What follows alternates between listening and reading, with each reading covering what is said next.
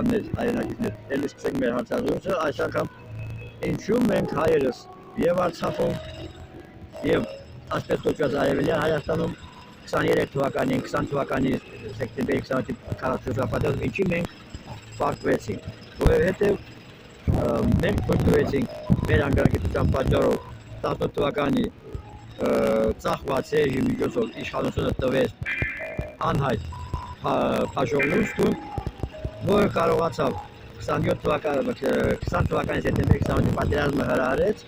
ես Արցախում եմ, որ եկավ ասեց Արցախը Հայաստանը եւ վերջ, հետո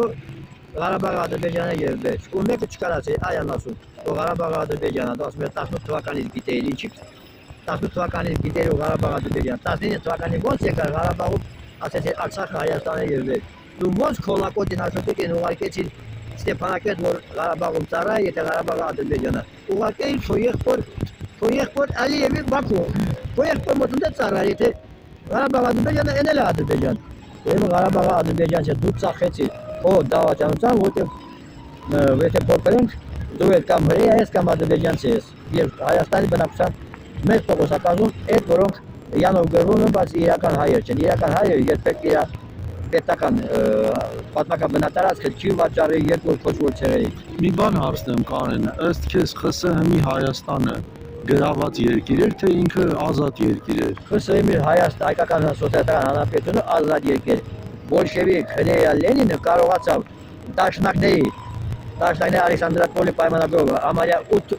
9.5 քառակուսի կիլոմետր Լենինը բոլշևիկ հրեա Լենինը դարձրեց 31,900 քառակուսի կիլոմետր հայկական սոցիալիստական խորհրդային հանրապետություն։ Բայց շատերը կան հիմա ԿՊ-ում ասում են դա ռուսի գրաված երկիր։ Գրաված տարածք չի։